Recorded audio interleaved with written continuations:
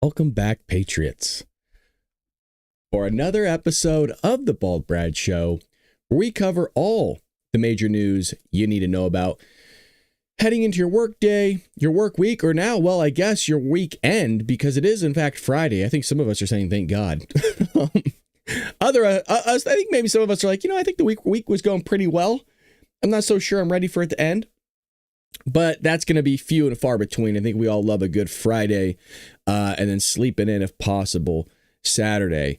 And people like me need our sleepy time, let me tell you. I just want to give a shout out to everybody that was there during Dark MAGA yesterday. That was actually a lot of fun last night. If you're not a part of Dark MAGA, it's just more long form content. We go over a little bit more videos that have more sustenance to it. And we spend more time in the chat. It's a lively group. We get just as many views as we do on our normal podcast. So it is a lot of fun. So shout out to everybody that always joins us. And shout out to you for joining Rumble Premium to support a company that supports free speech. Because I'll tell you what, YouTube does not. I don't care what they say. I don't care what they tell you. They ain't no way, baby. They ain't no way. Well, it is Friday, meaning it's more of a loosey-goosey episode, but doesn't mean we ain't getting into the thick of things. And we got a lot of stuff to talk about because there is an Obamacare fight on Capitol Hill. There is Donald Trump news as well. When is there not Donald Trump news when he's president? And a bunch of other clips that we're going to show you today. And we're going to have a good time over this next hour of the Bald Brad Show. If you haven't already, head over to baldbrad.com. Check out our merchandise that we have over there. We also have a book called Trojan Horse, How the Left is Destroying America. And well, you're seeing it in real time, folks. And Donald Trump, the Republican Party, as well as conservatives, are doing everything they possibly can to slow that process from happening. And you can learn how they're doing it, not Republicans, but how the Democrats, specifically the progressive left, are using their ideology to tear this country apart and, well, destroy it. And it is a great book, timely book. And I want to bring it up because it is the holidays coming up in about a month. It is almost, I know, it's crazy, right? It's almost Christmas. And you want to make sure that you have good gift ideas. And I already got you one right now. Trojan Horse, How the Left is Destroying America. You can get it on Amazon online, and you can get it on Barnes & Noble online as well. It is not in Barnes & Noble stores. You have to purchase it via the online, the World Wide Web. You remember when we used to call it that one? The World Wide Web. Wow, trip down memory lane. All righty. Well, enough of me talking, and let's get into the news. So lawmakers are preparing for a battle. And this one is kind of interesting. The shutdown has ended, as you know. Make sure everything is queued up. There we go. All right. The shutdown has ended. Washington didn't take a freaking day, 24 hours, minutes. They didn't even take a breath before launching the next political war. And this one, as you can see on your screen, is all about Obamacare, folks. Yep, Obamacare, the Affordable Care Act is back. Democrats want to expand it. So I know it's crazy. It's not affordable. And so when you can't afford something, that's exactly what you want to do is just make it bigger. These people, I don't. The rot, the idiocracy runs deep within that party, man. Down to the foundation, and now it's going down into its crust. To the core, I guess. I don't know. Oh my God. That's why you want to be very careful of these government programs, because even when they don't work, they're like, don't worry, throw more money at it. It will fix it. No, it doesn't. Money doesn't really fix much. It really does not. So we got to break this down for you because the stakes are massive for 2026. So Obamacare subsidies were supposed to last only 2 years. 2. Not 10, not forever. They were expanded during COVID, supposedly as a temporary emergency measure, and Democrats quietly extended them through the end of this year. But temporary in Washington, well, that means until we get caught, basically.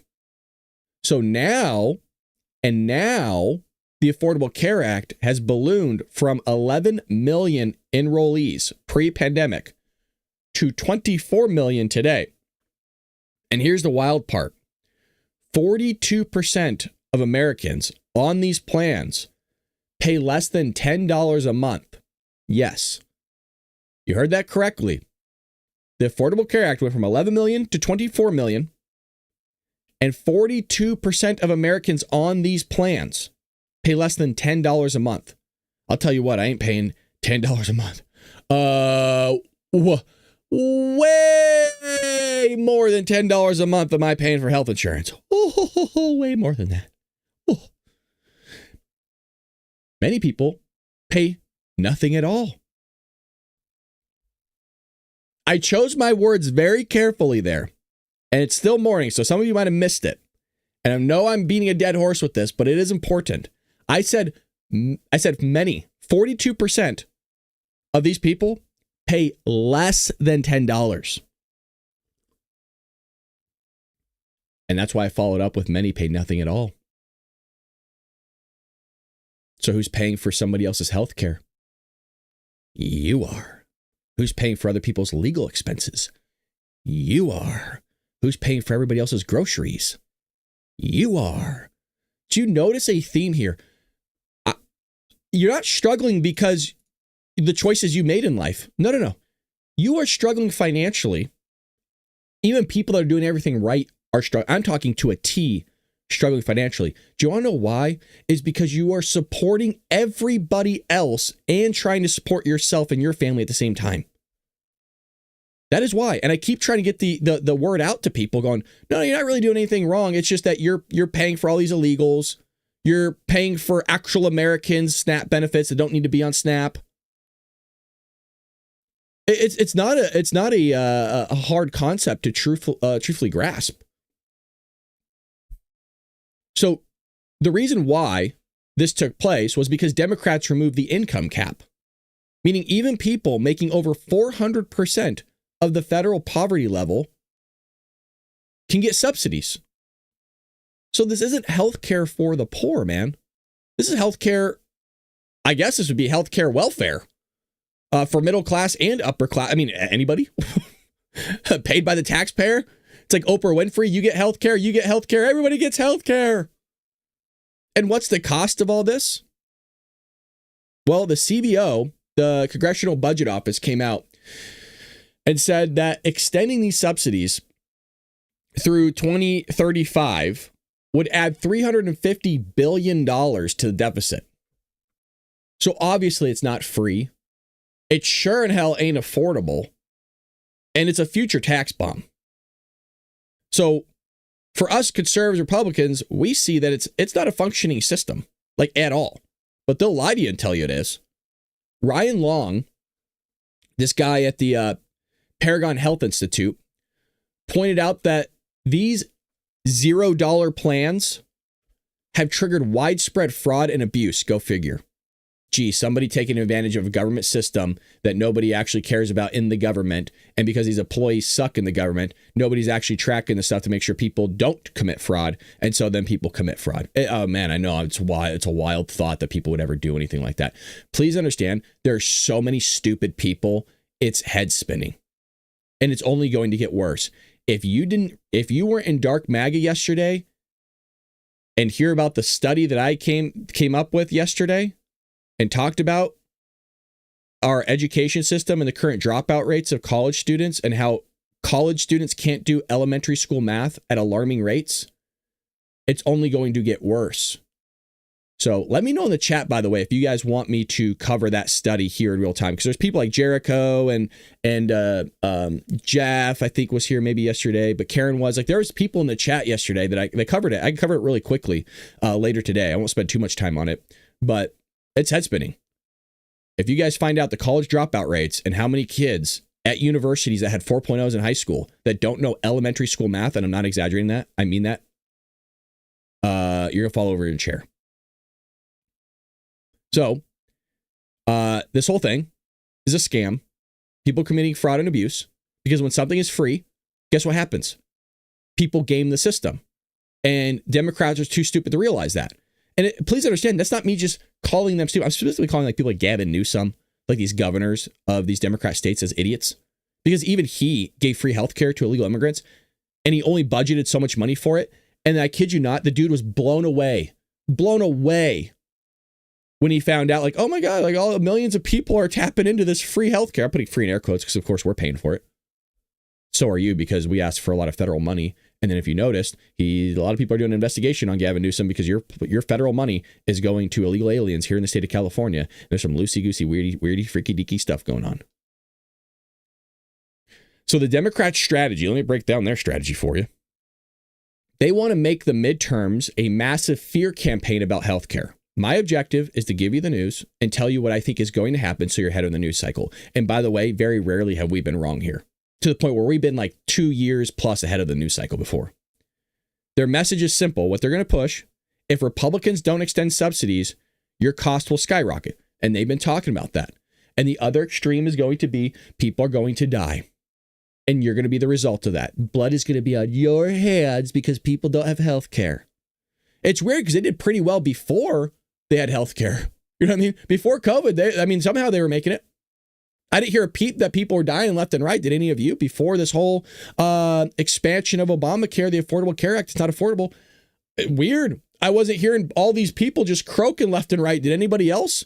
And then they get in and I wasn't hearing anybody croaking left and right. It's nothing changed. Really weird, really odd, novel.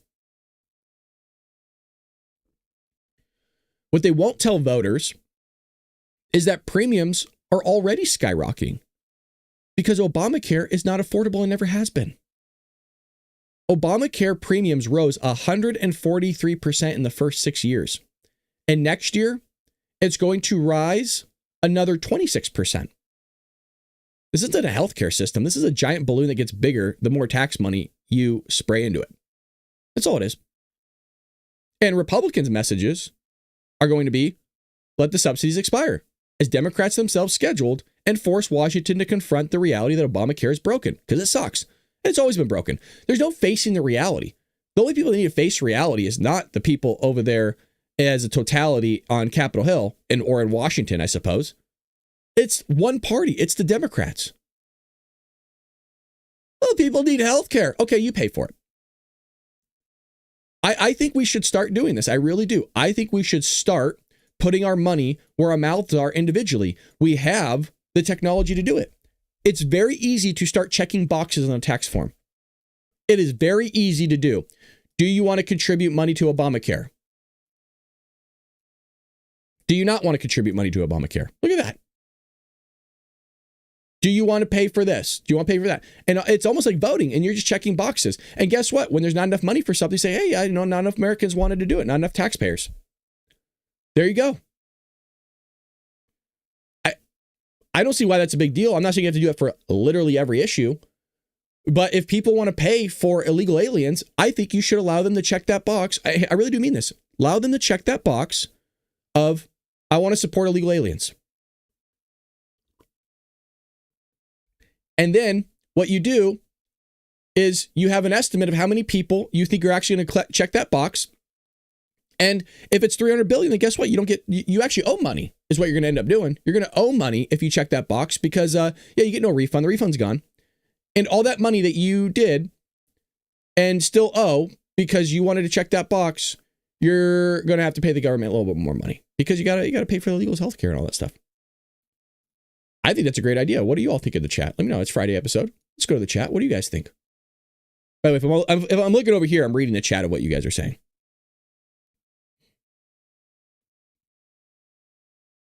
It's crazy.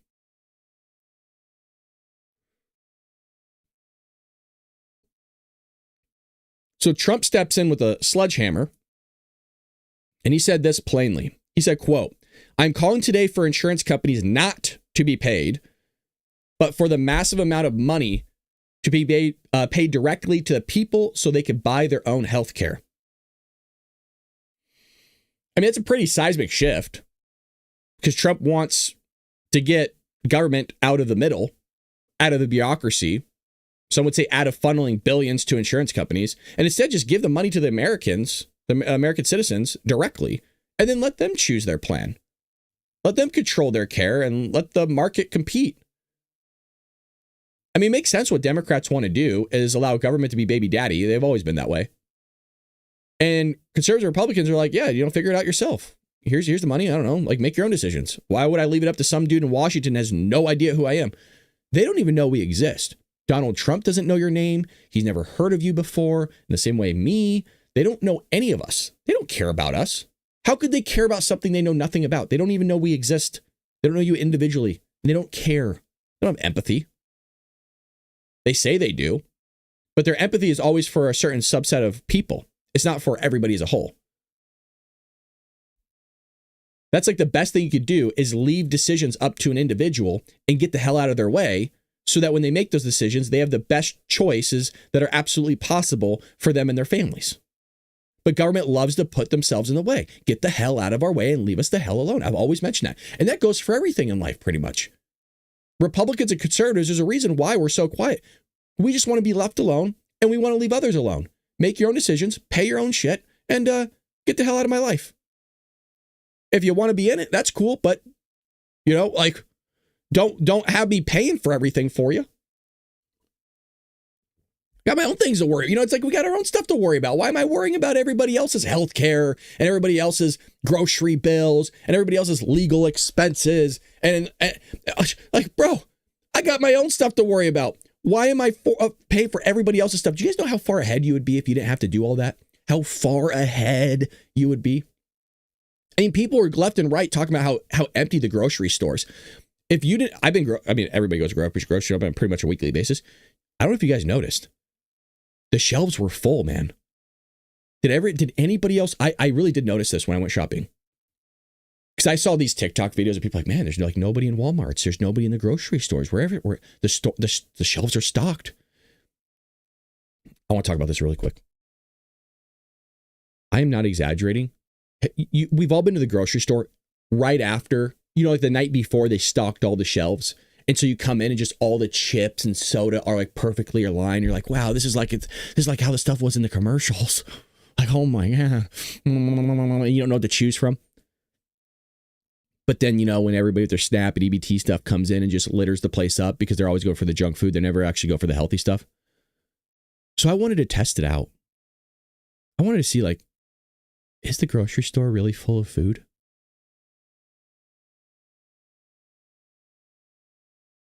It was. Oh, nothing changed in Angels. Oh, I did. Yes, sirree.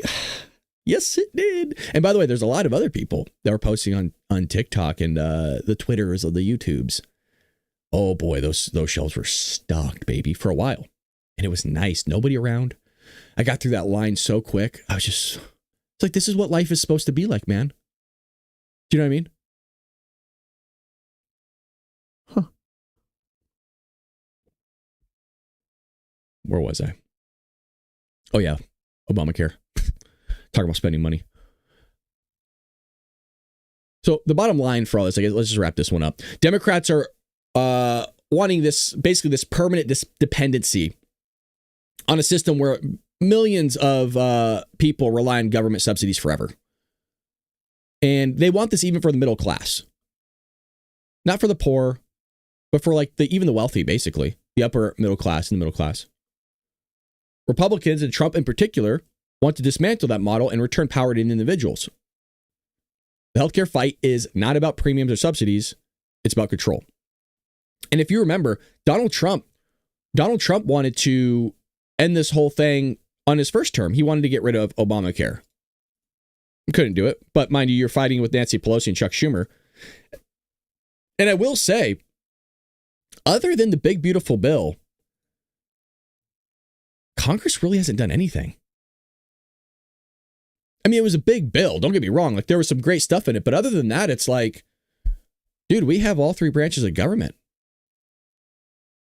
What has Republicans done? Because midterms are coming up next year. We haven't done anything in Congress. We haven't actually like solidified much.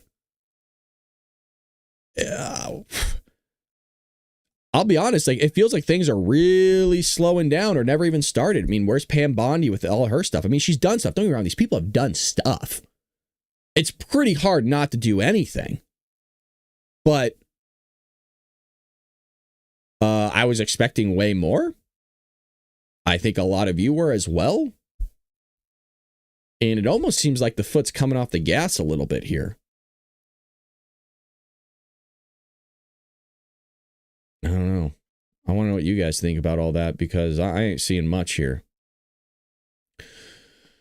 Well, folks, Hollywood is officially in a free fall, man. And this has been going on quite some time. I'm a part of the Street Actors Guild, so I get a little bit of the skinny of what's going on behind the scenes in Hollywood, but they're having a historic collapse. Sharp, fact-packed, conservative, and delivered all right here. So, this free fall, and I'm not talking about the ticket sales dipped like 3%. That's not what I'm talking about. I'm talking about the worst box office in nearly 30 years. And almost nobody's going to the movies anymore. And the data on this, when I show you guys, is brutal, man. It is real, real bad. For October 2025, just last month, it was the worst October box office since 1997. And that's excluding 2020 when the theaters were literally shut down. Halloween weekend, which is usually like a guaranteed ATM machine for horror studios, was the worst in 31 years.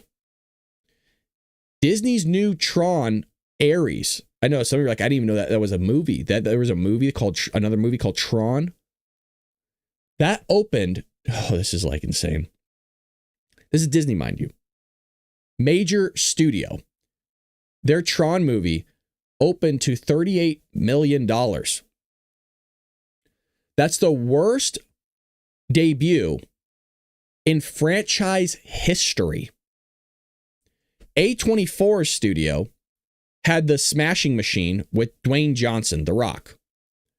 11 million. The Bruce Springsteen biopic.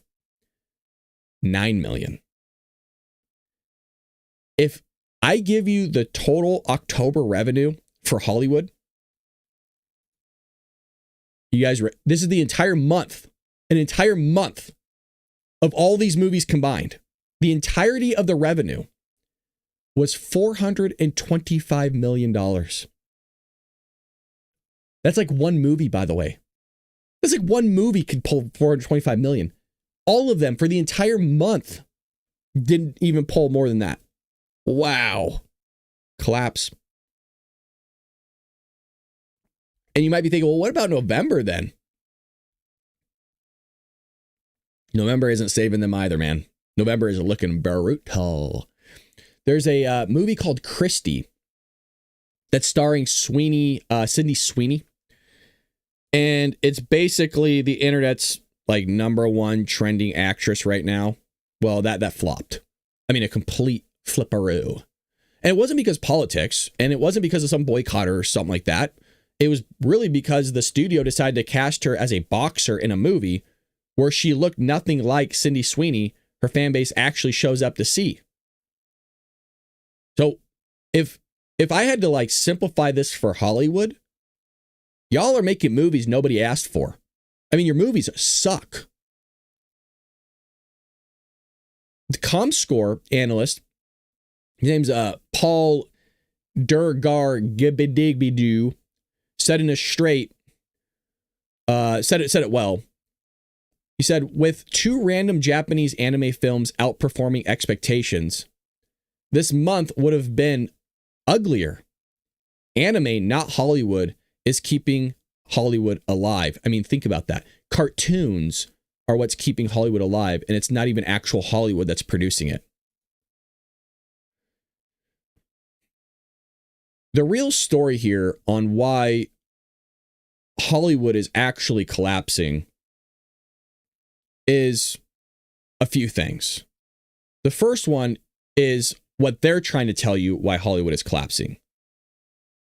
They're saying that streaming services is disrupting theaters.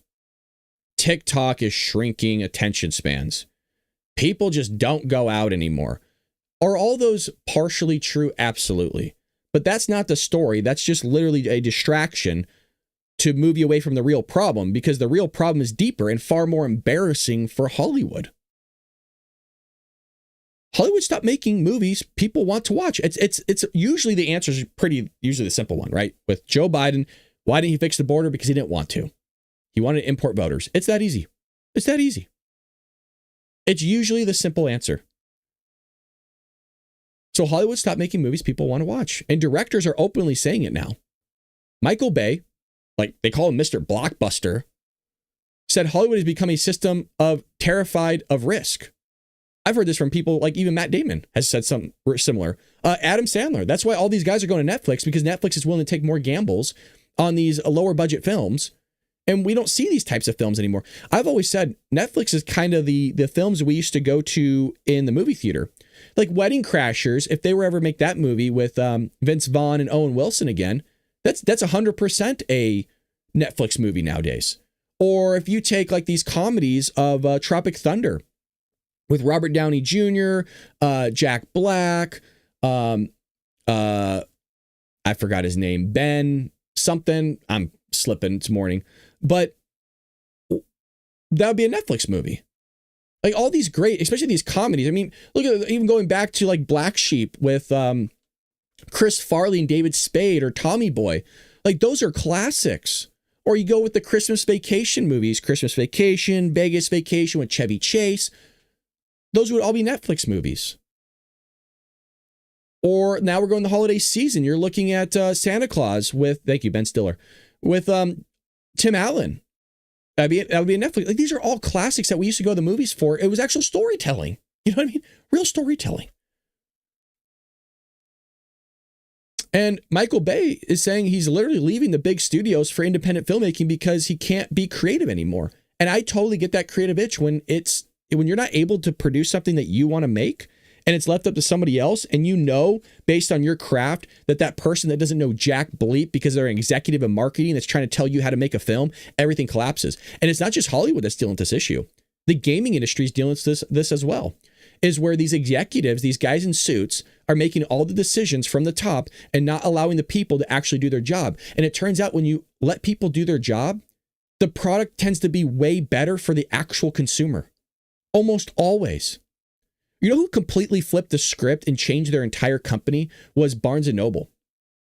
If you listen to the current CEO of Barnes & Noble, he said, every store is their own entity because we want to allow the service workers in that store to make the best decisions for the customer because they know what's best.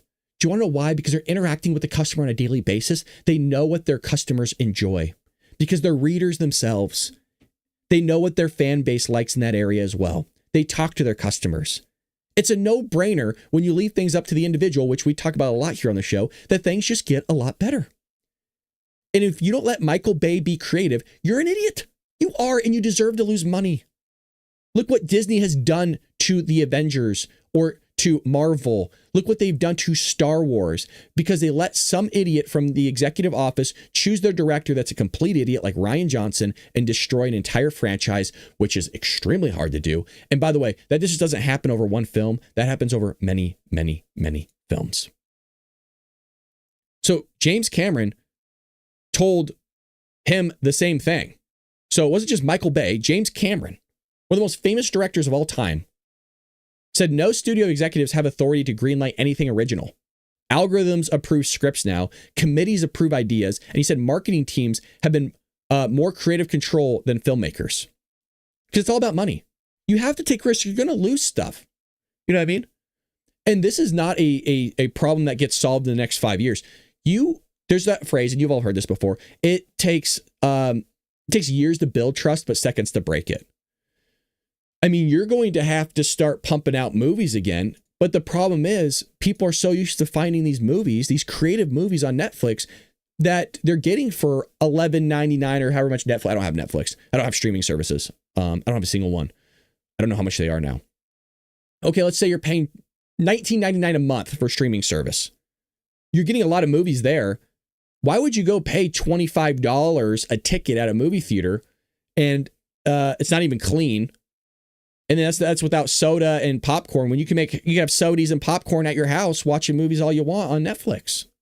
So there is a truth to the streaming services, but you kind of shot yourself in the foot because you stopped allowing those movies in the movie theater in the first place. And the movies are supposed to be an experience. That's fun. I used to go to the movies every weekend with my parents. Every weekend. So what do you get? We get endless sequels, endless reboots, endless brand recycling, zero originality, zero courage, and zero cultural relevance. It tunes you out, man. And Hollywood isn't dying because of technology. That's such a stupid thing. It's dying because corporate. It became corporate. It became political, right? Changing people's genders. I mean, even for I finally got into what's that series, that franchise, How to Train Your Dragon. I know I'm late. I'm really late to it because it came out in like 2011 or something like that, the original one. And I remember when they came out the live action most recent, people were talking about Astrid. You know, it's about Vikings. It's about Vikings and you know, like literal Vikings and flying dragons and stuff. A little weird, but it's an anime movie. Animation. And when you look at the live action, they made Astrid like black or like something other than white. It's like, dude, it's Vikings. And so people are tired of this woke stuff. It pulls you by I understand it's about dragons, right? Like there's not a realism to it, but there's always a sense of realism to every movie. And there's subtle things that will pull you out where you're like, okay, I knew the dragons weren't real, but this thing that actually is reality is pulling me away from what the movie is because I know that's not really a thing. Like you're trying to just throw it in front of my face. There's one thing you're throwing in front of my face that I know is absolutely fake and everybody knows it. But then there's one thing that you're trying to force me into being real that's not real. And I don't like that because now you're manipulating me and I'm paying money for you to manipulate me. Yeah, I'm just going to stop doing that. And I'm just going to stop going to the movies altogether. And people are starting to do it with streaming services as well. And because Netflix tried to pull this crap like a month ago and people have had enough of it. People have had enough. And I've always said this, I'm surprised video game prices aren't more expensive. Asmongold, Zach Rohr, who I love here, I watch his podcast quite often, or his stream, is he complains that they're talking about making prices for video games more expensive. And I was like, well, it's been $60 for like a decade for something that you're getting hours of enjoyment from. Whereas, let's say a video game's, $60? People play video games for like 100 plus hours. So a movie's like 2 hours max. We'll say 3 hours max.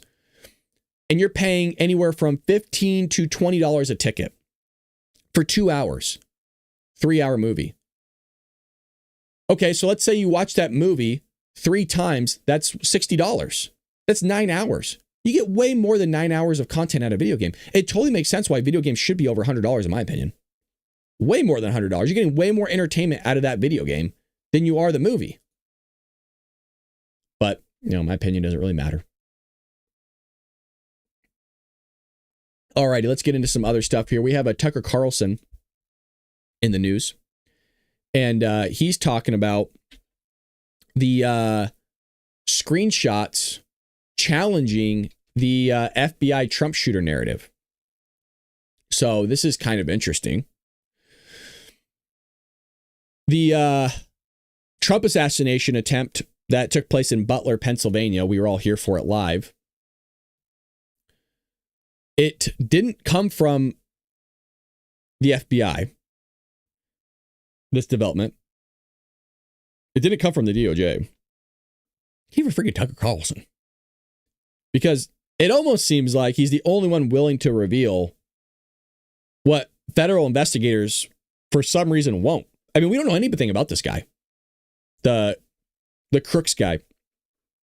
So Tucker released screenshots from the shooter, Thomas Matthew Crooks, posts from 2019 to 2021, showing his social media trail shifting from early Trump support to open anti-Trump hatred to actual calls for violence. It's crazy. I want to see if did they take him down?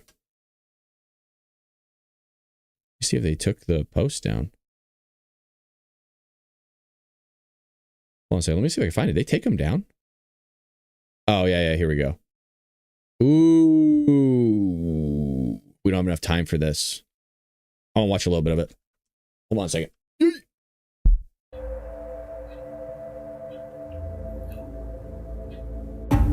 These are videos the FBI has worked hard to make sure you haven't seen. They're from the Google Drive account of Thomas Crooks, the man who on July 13th, 2024, showed up at the Butler County, Pennsylvania fairgrounds and tried to assassinate the frontrunner, Donald Trump. And look what happened to our country. Probably 20 million people. And you know, that's a little bit old, that chart. That chart's a couple of months old. And if you want to really see something that's said, take a look at what happened.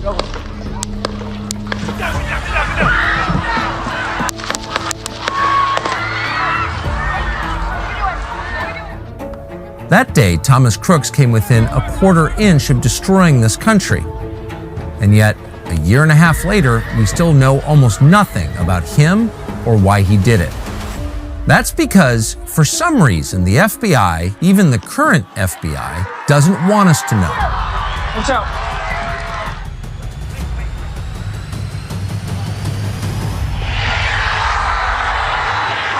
Since the start of their investigation, the FBI has claimed that Thomas Crooks acted alone and that he was a virtual ghost online with no presence at all. Their only substantive claim about Crooks' motive was that he was a right-winger. We learned that from FBI Deputy Director Paul Abate, who said this to Congress just 1 month after the attempted assassination. Shout out to Patrice Green. Welcome to the Ball Bread Army. Thank you for becoming a member. Really appreciate that. Shout out to you. Got a nice badge next to you with the logo over there. Heck yeah. Now you're going to stand out, rocking and rolling. I love that. Something just very recently uncovered that I want to share is a social media account which is believed to be associated with the shooter in about the 2019-2020 timeframe. There were over 700 comments posted from this account. Some of these comments, if ultimately attributable to the shooter, appear to reflect anti-Semitic and anti-immigration themes, to espouse political violence, and are described as extreme in nature. The social media account Abate was describing was Crooks' YouTube comments. When the FBI made that claim, we had to take his word for it. We have no way to check, but now we do.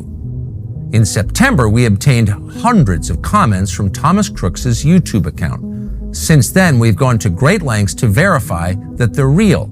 We can now confidently say they are.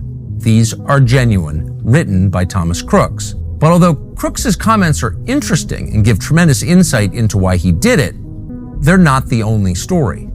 The other story, in fact the far more significant story, involves the government, the DOJ and the FBI, which have hidden from the public what they know about Thomas Crooks.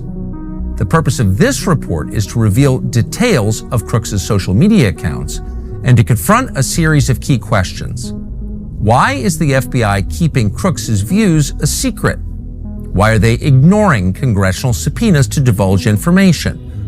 Why are they pretending that there's nothing to see here? And more than anything, what are they hiding?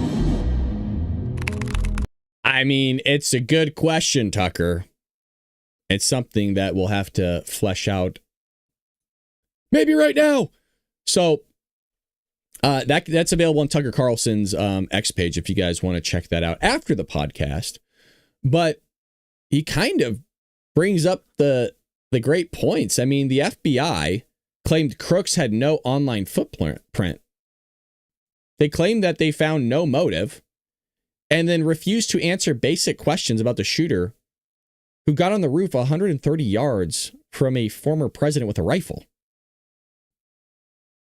But suddenly, after Tucker exposes posts publicly here, the FBI's brand new X account jumps in to correct the record. And they said, quote, we could never claim that he had no online footprint, end quote. I'm not so sure because that's exactly what their spokespeople told reporters for weeks, that Crooks had, quote, no significant online activity, end quote. And then they said this, quote, no extremist affiliations, end quote. And, quote, nothing that indicated political motivation, end quote. Those are exact quotes, by the way. Now the Bureau is saying, well, we disclosed some of it. This is a real quote, by the way. Well, we disclosed some of his searches, and he had a Gab account with anti-Semitic content. That's what they said. So if that's true, then why didn't the FBI release the screenshots that Tucker published? And why did these posts sit in silence for like over a year? And why did the FBI allow the media to push the no motive, no online presence narrative without correction? I mean, this is really why people don't trust these agencies anymore. And I think this is why transparency matters, because every time there's some sort of a political explosive case, I mean, literally every time, the information flow is inconsistent or delayed or like selectively filtered or something like that. The attempted assassination of a former and, well, now sitting president is not some minor criminal case. It's a national security failure. Obviously a Secret Service failure, an FBI intelligence failure. And I think the American people and all of us deserve full transparency, not this stupid, carefully curated narrative that seems to be happening. I mean, we were told this Crooks guy was some sort of like quiet kid with no political leanings, no online trail, no motive, and the shooting was basically just unexplainable, a little odd. He got a lot of questions, and so does Tucker and everybody else, and we're not getting answers. Even when Kash Patel and Dan Bongino are at the FBI, we're getting nothing. I told you I'm giving 2 years. I'm giving 2 years, January 1st, 2027 to January 20th, 2027. That 20 days is my grace period. If I don't get stuff, I very well might leave the Republican Party. I'm not kidding. I might move over to independent.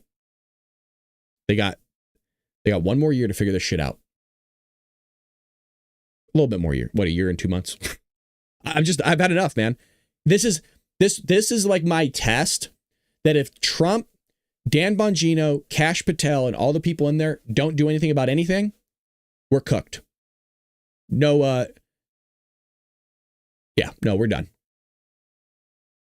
It ain't, nobody coming in and fixing this thing. Our country's ending. So, the screenshots released on Tucker's show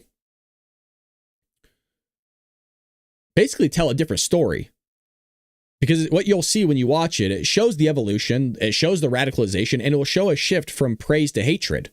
A shift from frustration to, as you'll see, calls of violence. And if the FBI had, this material earlier, then concealment isn't incompetence. It's intentional.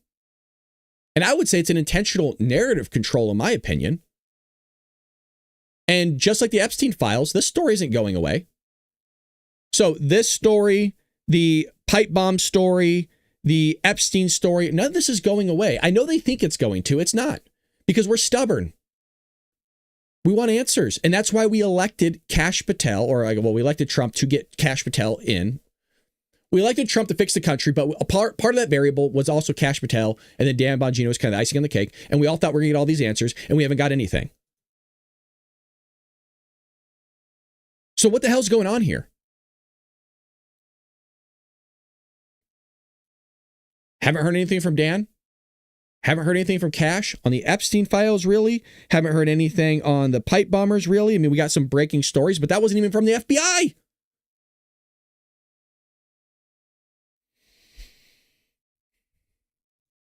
So, 2 assassinations, Trump, and then Charlie Kirk. We got nothing.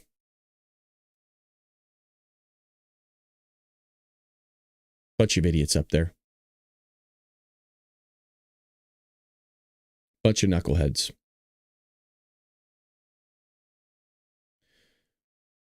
All right, let's see what else we have here in the news. Oh, I was going to show you guys this really quick. I'm not going to spend too much time on it because we did it during Dark Maga, and you have to pay content for this type of stuff. But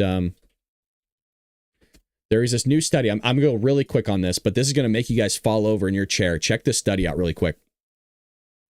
It says when professors at one of the nation's top public universities started warning that their students can't do middle school math. This is at a top university. It's a brand new study by UCSD. It's the University of California, San Diego. What they found were that their students couldn't do middle school math and they couldn't write a coherent paragraph. Not paragraphs. That was too much to ask for. They legitimately couldn't even write a coherent paragraph. Between 2020 and 2025, the number of UCSD students whose math skills fall below middle school level, that means elementary school, their skills fall into the elementary school category and they're going to universities, increased nearly 30-fold from under 1% to roughly 1 in 8. 1 in 8 students at UCSD can only do elementary school math. It gets worse. The university has been forced to redesign remedial math to cover elementary school material. They had to create entirely new courses to reteach high school algebra and geometry. And you'll be thinking, well, they graduated high school, they know their stuff. Check this out. The University of California's test blind experiment has been a disaster. When UC's Board of Regents eliminated the SAT and ACT in 2020, it left admission officers relying almost entirely on high school grades, which were functionally meaningless. When you see that word, that's telling you that the correlation coefficient is probably close to 0, that there's no actual connection between somebody's GPA in high school and how successful they'll be in college, where it used to be. Check this out. Oh boy. Among students placed in math 2, that's the remedial math. Okay. It's their most remedial course. It's middle school math and lower. 1 in 4, 25% of those in those courses had a perfect 4.0 in high school math. So in high school, they had a 4.0 straight A's, and they can't even do middle school or elementary school math. I've said this for years. Grades are fake. They're inflated. They're not real because parents and students will get upset if they don't have an A or B. Grades told admission officers next to nothing about whether an applicant could actually do the work. Even Harvard came out with a study like a couple weeks ago, the world's most selective college, and they recently had to open remedial math and writing classes as well to reteach algebra and composition at Harvard.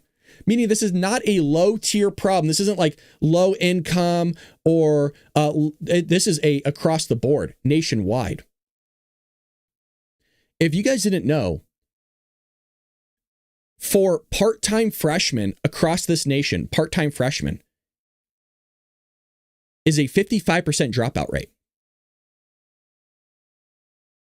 I'm going to say that again. 55% of freshmen dropout rate across the nation for part-time students. Full-time freshmen, that's like 12 units, is 25%. It's like 23 and some change. It's going up.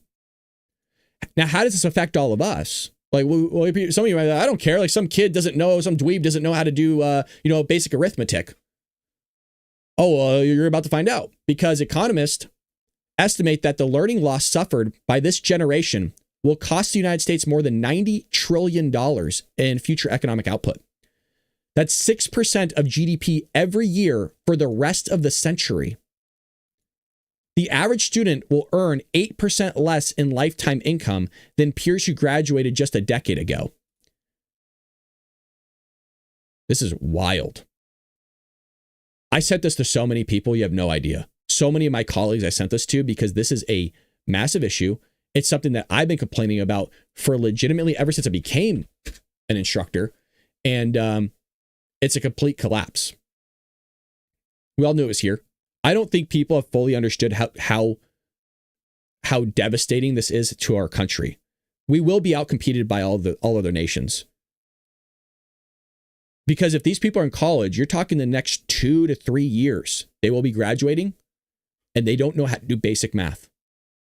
And it's already happening. It's already happening in these corporate. They don't know how to find people. They can't find workers because they can't do basic stuff. And Jeff sees this in Pennsylvania. They can't find accountants. Well, no duh.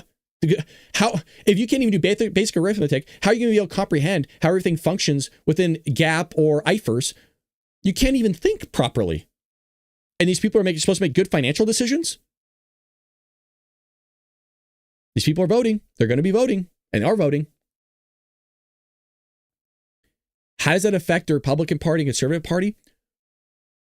If you have to rely on people like government as baby daddy, you're going to rely on them to make decisions for you because, quite frankly, you're too stupid to make the decisions for yourself because you can't even do basic problem solving at an elementary school or middle school level. And it sounds like I'm being a jerk, and I'm not trying to be, but it's the truth. If you can't solve basic arithmetic, you can't FOIL, you can't distribute, you can't do PEMDAS, like these basic things, what makes you think you're going to be able to problem solve a situation for a company that's in the tune of, I don't know, even $1 million? You can't. And then if that's even the case, if you can't even do basic 5th grade stuff, quite literally, how do you expect to solve all your problems in life? You don't have to anymore. You have artificial intelligence to do it. And if artificial intelligence isn't going to do it for you, well, don't worry. You have government being baby daddy. And who's the side that's going to be government baby daddy? That's the Democrat Party. That's who it is. Crazy. I had to share that with you guys. It's freaking nuts, man. So let's see if we have any breaking news really quick. And again, shout out to those that became members. Thank you so much. It really does. It always gets me excited when you guys... It shouldn't feel like gratification because that's not what I do the show for. I do the show just to hang out with you guys. But it's always nice seeing people like say, hey, I feel like I'm getting something out of this. I'm getting value out of it so much so that I'm willing to put my money behind, what you're doing. So I appreciate that. Thank you so much. It does give a little bit of validity, and money doesn't need to do that. You guys being here is the validity. Everybody coming in every single day, the same people. That's why we keep the show going, because we have a community that's built here. And I said this on Dark Maggie yesterday. The show's not about the news. It's not about me. It's about the community, and it always has been. And people ask me like, oh, what makes your show unique? I'm not going to tell you who asked me this. A major top conservative outlet will say. We'll just say that. I'm talking one of the top 3 in the entire world. I spoke to, and they asked me what makes my show different. I have NDAs. I can't say who or what. It would be too specific. This happened a couple months ago. And I said, you guys, it's my community. I actually know who my community is. I have, 100,000 subscribers, but I know a lot of my subscribers. I know their usernames. In some cases, I know their actual names. I engage with them constantly. That's what makes my show different. And I stated, I think some people's shows get so big to where they lose that touch of their community. And I don't want that ever to happen. This can be difficult to manage if we ever got that big. But that's what I said. And that's the hand of God truth. That is a real conversation I had. I was bragging about you guys. I was bragging. It was true. I was bragging about you guys. So just a quick brief here. Let's see what's going on. So calls grow for a criminal inquiry into Spanberger's alleged taxpayer-funded school rally. Uh-oh. DNC staff slam callous return to office rule leading to online mockery. Oh, God, they got to go into work. Can you believe it? They got to go. I know your name, Dave. You weirdo. I love you. Former Air Force members take legal action after military yanks retirement promises. Uh-oh. Mark Wahlberg. Oh, 15-year-old daughter hospitalized after accident in dangerous sport. Oh, that's sad. Prayers for Mark Wahlberg's daughter, for sure, after the show. The mysterious cases of Gaza's disappearing famine raises... Oh, boy. Man. I'm not going to break this down because we don't have time, but I just want to point out that isn't this something we mentioned where I said, why is it that there's allegedly this famine taking place in Gaza, but all these videos that are coming out, I don't see anybody malnourished or like even underweight. In some cases, there's a lot of people that were considered obese for their height in these videos. And I'm looking around, I'm like, I'm being told people are like starving, like they look like Holocaust victims. And then I'm seeing these videos going like, wait a minute, they have a lot of body fat on them. In some cases, like they're very muscular. A lot of people there are already like for that ethnicity. If that's an ethnicity, like they're naturally, some people are just naturally skinny. Like their ethnicity is just naturally like they're just looking skinny. But it's weird. Nothing has really changed all that much over there. Hold on, let's actually just look at this really quickly. For months, headlines warned of an impending famine in Gaza. Images of starving children, shattered infrastructure, and humanitarian collapse filled the news. August 22nd, 2025, the Integrated Food Security Phase classification declared that while full data was lacking, expert inference indicated famine was underway. Governments pledged aid, humanitarian agencies sounded alarms, yet today the world famine has nearly vanished from headlines. I mean, what happened? This is not to deny the human suffering in Gaza. Correct. Yeah, it's not. It is to ask difficult, necessary questions. Was famine averted, exaggerated, or politically reframed? Famine has been described as a tree swaying in the wind. At some point, it cannot recover and cannot be returned upright. But Gaza's famine tree never appeared to fully sway. If aid efforts or local resilience truly prevented catastrophe, where's the evidence? Because on August 2025, famine was declared and the global press carried that narrative. Then came a shift to the word starvation. Now even that language has faded. The distinction matters. Famine is a technical classification ground in data. Household food security surveys acute malnutrition rates and mortality. Starvation, by contrast, is a moral and legal term implying intent. Under international law, using starvation as a weapon constitutes a war crime. In Gaza, this rhetorical shift occurred because comprehensive data was gathered, an escalation of accusation without empirical foundation. So they just threw it out there and saw what stuck. It's basically what I'm getting at. There's no actual evidence of it. And if there was, it was scanty. Recovery from famine typically takes 8 to 12 months, even under ideal conditions with full humanitarian access and functioning medical systems. Historical precedents, Somalia in 2011, Sudan in 2017, Sudan in 2023, show that malnutrition persists long after headlines fade. If Gaza truly met famine standards this summer, the signs would be unmistakable. So this was us asking that question weeks ago, and you all were here for it, going, why they don't look that again, I'm not taking away from not having food. That's not what I'm mentioning. I'm just saying, like, we were told something like so extreme in the media, and then when we're looking at videotape of these people, left and right, by the way, I mean, there wasn't a lack of footage, that's for sure. I mean, the media had a tough time. They had to actually doctor a photo of a kid that was malnourished, and it wasn't because of lack of food. It was just because of the medical situation that kid already had. Because if down below, and they were talking about this in the image, there was a woman, I don't know if she's like a nun or something like that, holding a very, very skinny child. It was god awful. And then allegedly behind the photo, the other child was completely fine, just like a normal kid with, fat and skin and all that other stuff right next to them.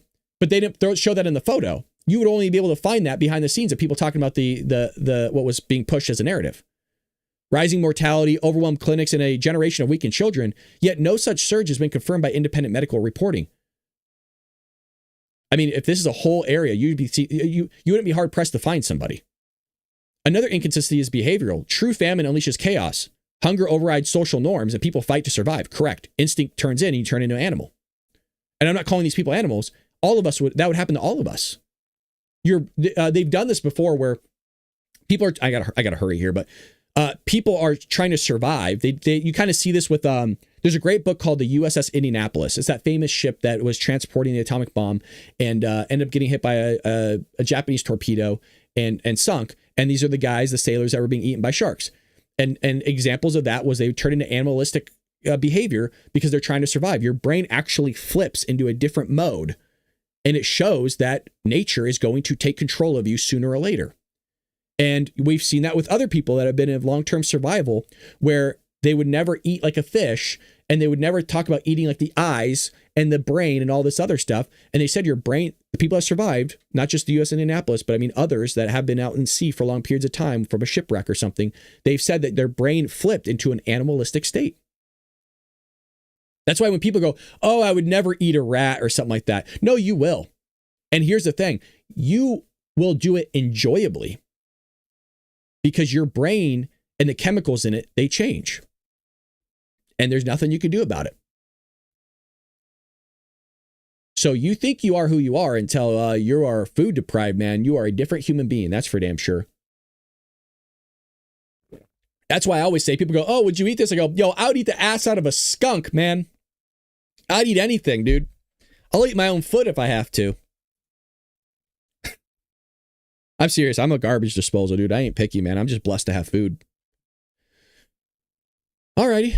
Well, that's the end of the day's show. I got to go quick because now I'm over. I got to run and get clothes on and I got to go to work. I got to make money. Boo hoo hoo hoo hoo. I'm like the people from the government right there that you just saw earlier that are complaining that they have to go into the office. I got to go to work and make money. I know it's terrible. Can you believe it, you guys? I got to go work.